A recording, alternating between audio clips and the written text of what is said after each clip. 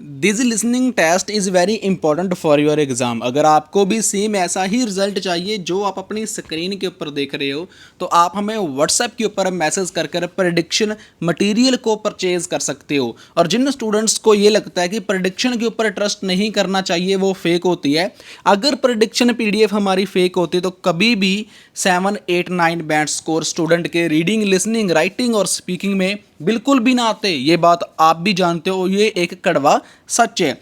इसके अलावा आपको एवरी प्रूफ देखने को मिलेगा मेरे इंस्टाग्राम पेज के ऊपर, जिसका नेम है आईएलएस वाला इंडिया। हमारे नाम के ऊपर काफ़ी फेक पेजेस भी बन चुके हैं, लोग काफ़ी फ्रॉड भी कर रहे हैं। प्लीज़ उनसे बच के रहें। हमारा एक ही पेज है आईएलएस वाला इंडिया, जो स्क्रीनशॉट आप लेफ्ट साइड देख रहे हो। If you need good prediction material, good band score, then you can drop me message on my WhatsApp for upcoming exam prediction. An agent and Scott. First, you have some time to look at questions 1 to 5.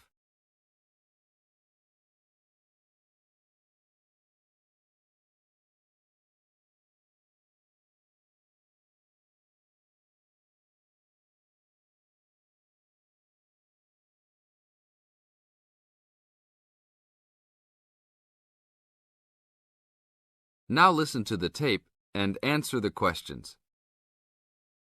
Howdy, what can I do for you? I'm here to ship some things back to China. Okay, we can do that. Shipping things back, eh? Have you lived there before? Yeah, I lived there for 3 years and came back 2 years ago. Now I'm going back to start my own business. Really? Did you ship things with us last time? No, I used a Chinese shipping agency. Well, I'll just let you know that rates have changed recently, so I don't know if they'll be comparable to what you paid before. It doesn't matter to me. My company's paying for it. Aha, then it's nothing off your skin, right? Okay, I'll need your name and where you need to go to pick up the items to be shipped. My name is Scott Linder, Linder, and I live in upstate New York, Saratoga Springs.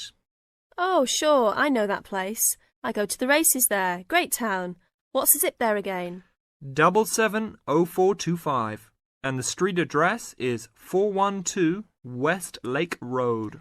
770425 Westlake, got it. And how big of a container are you going to be looking for? Well, I didn't have a container last time, and I don't think I'll need one this time. I think that I'll have about 6 cubic meters. We can get a subsection of a container then. How big is that?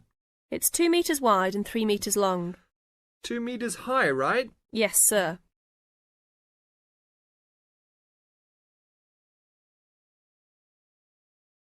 Now look at questions 6 to 10.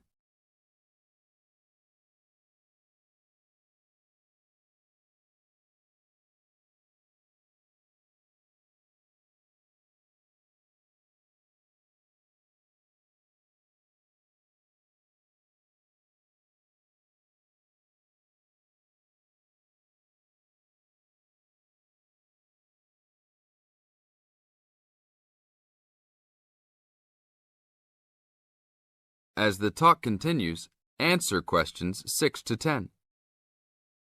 And for customs, I need to know what sort of items will you be shipping? Mostly furniture. But we'll also have quite a few boxes of books too. Any clothing? Nope, but we'll have some bicycles and wood that we use for a loft bed.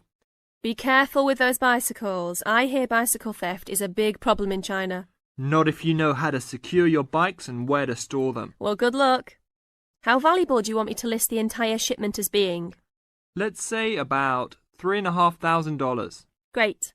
Now you'll also have to go over to the customs department to check with them about shipping the wood over to China.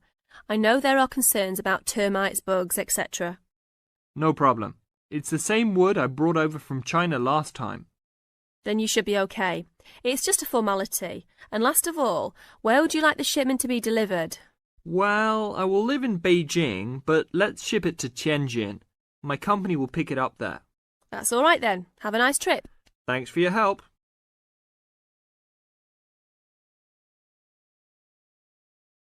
That is the end of part 1. You now have half a minute to check your answers.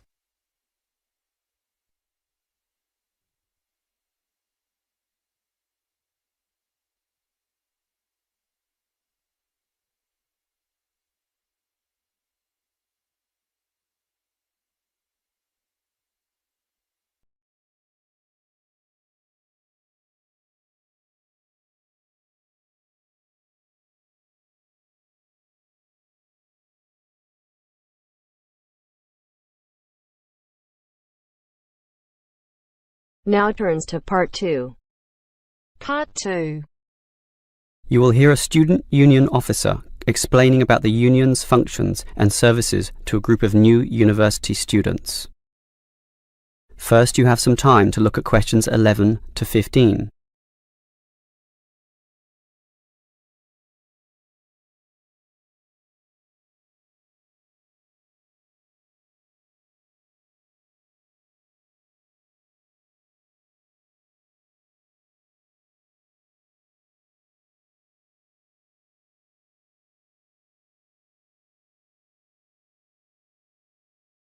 Now listen carefully and answer questions 11 to 15. Hello everyone. Now, here you all are, new university students. And the first question you probably have is, what is a student union? Another question is, do I have to join? Well, regarding this second question, let me say that membership used to be compulsory in the past, but that did cause some controversy, particularly from students who wanted to remain free and unaffiliated, and this university responded. So, joining up is no longer compulsory. It's totally up to you, although I'll admit there is a fairly strong obligation to join, since all students benefit from the large variety of services that we offer. We do understand, however, that many might be unwilling to join because of a supposed political slant to the union. Traditionally, student unions have been seen as being dominated by the left, and I suppose that's still true to a large extent. Here, however, at this university, our union discourages such one-sided viewpoints, and students across the whole political spectrum are welcome. Thus, if you feel that you are a conservative type, in other words, leaning to the right, you are particularly urged to join, to provide a more balanced representation. Now, let me move back to the first question. What are we? We are a formal organisation, but totally independent of the educational body. We make our own rules, rent our own premises, and organise ourselves as we wish, and our mission is basically to help you. For example, do you remember how you all arrived in late February to have an orientation week? That gave you an invaluable induction into life here, right? Well, the student union organised all the festivities at the end of that. The barbecues, partying and drinking, and even the musical entertainment as well. We'll do that again on occasions, and as always, those events take place on the football ground. Now, do you have any questions before I move on? Before you hear the rest of the talk, you have some time to look at questions 16 to 20.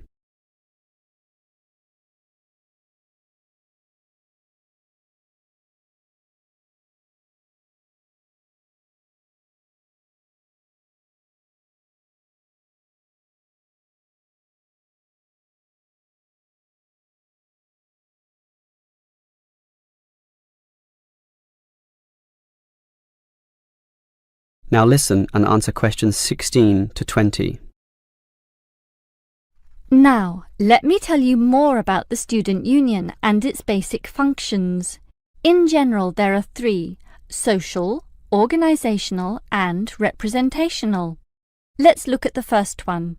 Basically, the union provides many social outlets for you to relax and have a better life at university. If you go to our union office, you'll find a list of the many clubs and societies we have, where you can make many friends with people who share a common interest. So, after class, sit with them in the cafeteria and discuss whatever takes your fancy. We also maintain sporting facilities and even our own gym, allowing you to relieve some of that pressure and worry after a particularly hard session in the classroom. And we have some small shops and other places where you can buy clothes and sporting gear, in other words, some retail outlets. And if you flash your student union card, you'll get up to 20% discount at the bookshop. But unfortunately, there are no discounts at the union cafeteria. Sorry, no cheap cappuccinos.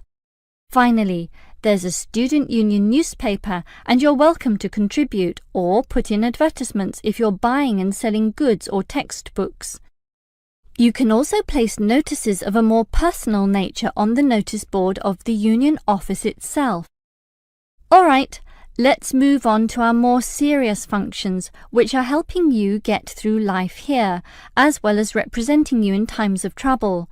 Regarding the second issue, if you have a problem or a grievance, or if you feel under pressure or depressed for reasons both inside and outside the university, for example, perhaps a dispute with your landlord or the people in your local gym, then come to us. We have a range of counsellors and helpers, and even some lawyers, who you can meet in the conference room. So just sip a cup of tea or coffee with them and tell them your troubles, and they'll be all ears. Basically, there's every reason to join the student union, since whatever you need, whether it be social or representational, we will help you.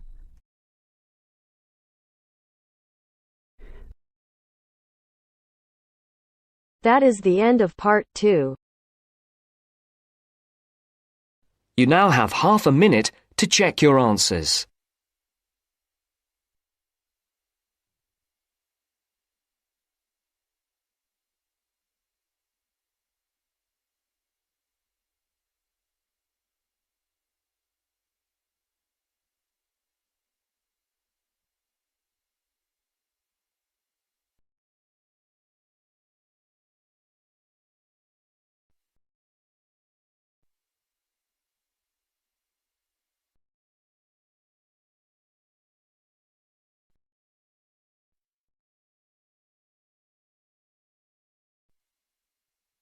Now turns to part 3. Part 3.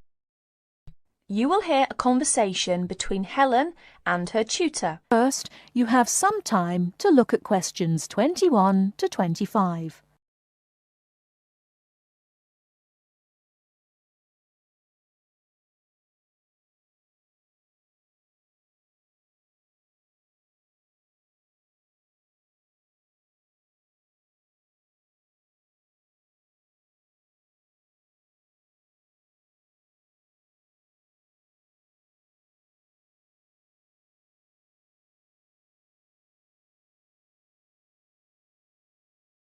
Now listen carefully and answer questions 21 to 25. Come in. It's you, Helen. What can I do for you? Well, it's about that essay on nonverbal communication. I'd like a bit of advice, if that's all right. By all means. That's what I'm here for. How can I help you? It's about that survey you asked us to carry out about body language. Oh, yes. I asked you to investigate what sort of touching is permissible between friends of the same sex and friends of the opposite sex. That's it.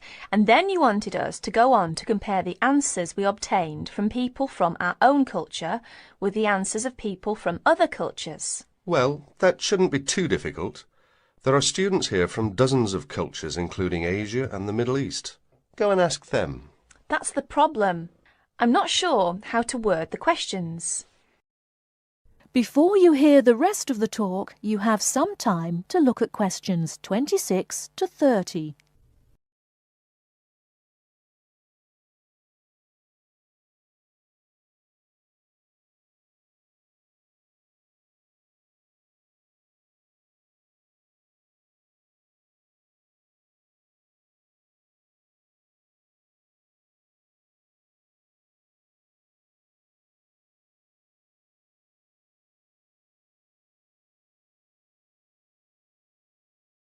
Now listen and answer questions 26 to 30. Go and ask them. That's the problem. I'm not sure how to word the questions. I think I've got far too many. People don't want to be bothered answering them all. Is that the list of questions you have with you? Let's have a look. I see. Your basic idea is fine.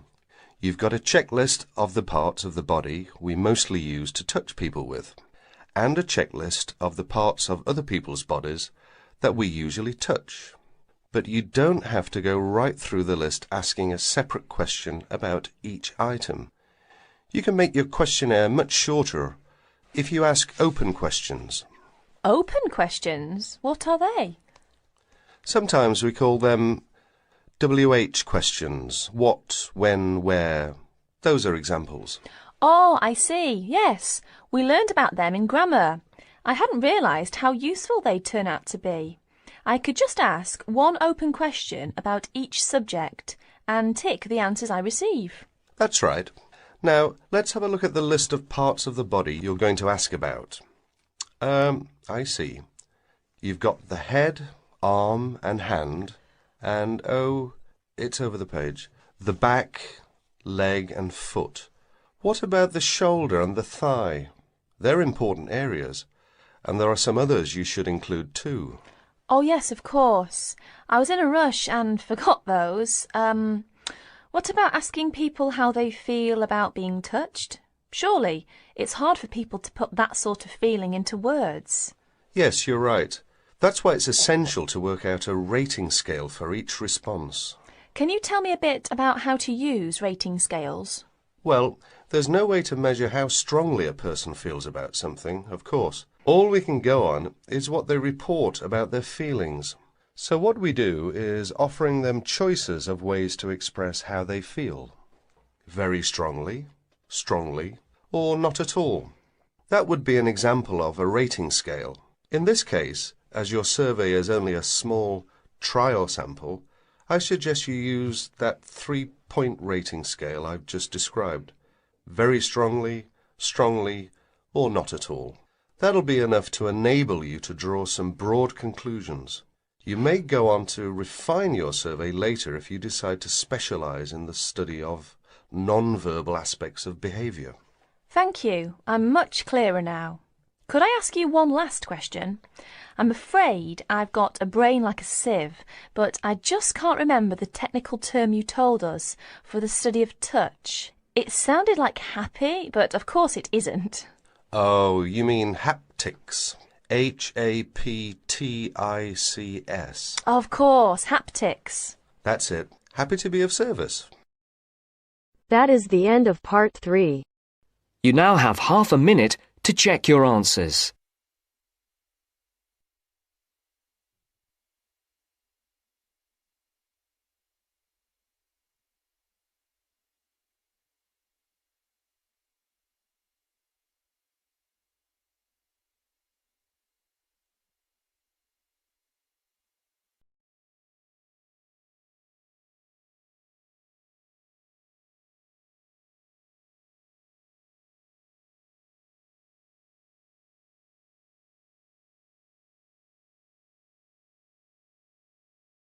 Now turns to part 4. Part 4.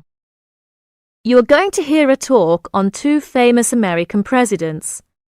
As you listen, fill the missing information in the notes below.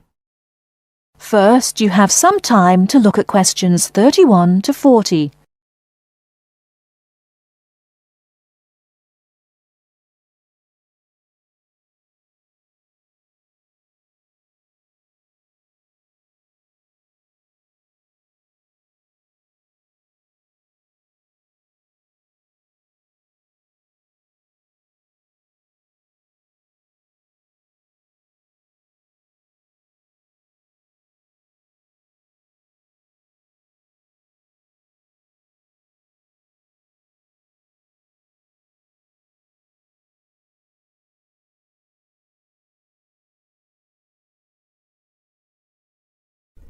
Now listen carefully and answer questions 31 to 40. John F. Kennedy and Abraham Lincoln lived in different times and had very different family and educational backgrounds. Kennedy lived in the 20th century, while Lincoln lived in the 19th century. Kennedy was born in 1917, whereas Lincoln was born more than 100 years earlier, in 1809. As for their family backgrounds, Kennedy came from a rich family, but Lincoln's family was not wealthy. Because Kennedy came from a wealthy family, he was able to attend expensive private schools. He graduated from Harvard University. Lincoln, on the other hand, had only 1 year of formal schooling. In spite of his lack of normal schooling, he became a well-known lawyer. He taught himself law by reading law books.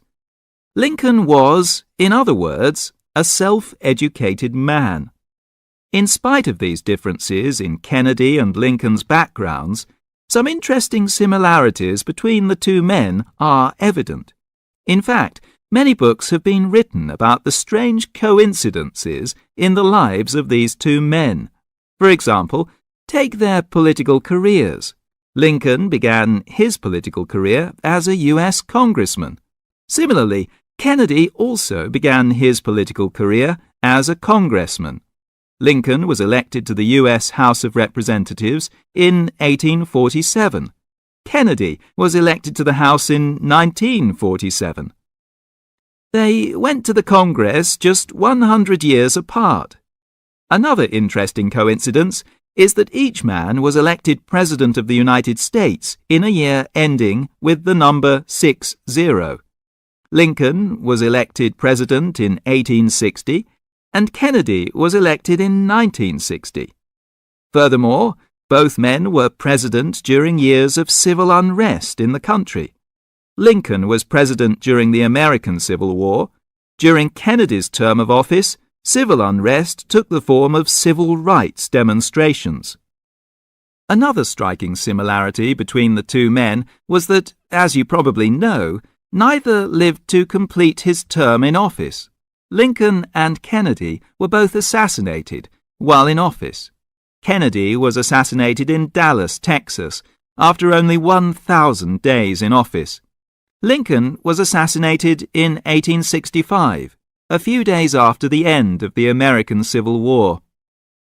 It's rather curious to note that both presidents were shot while they were sitting next to their wives.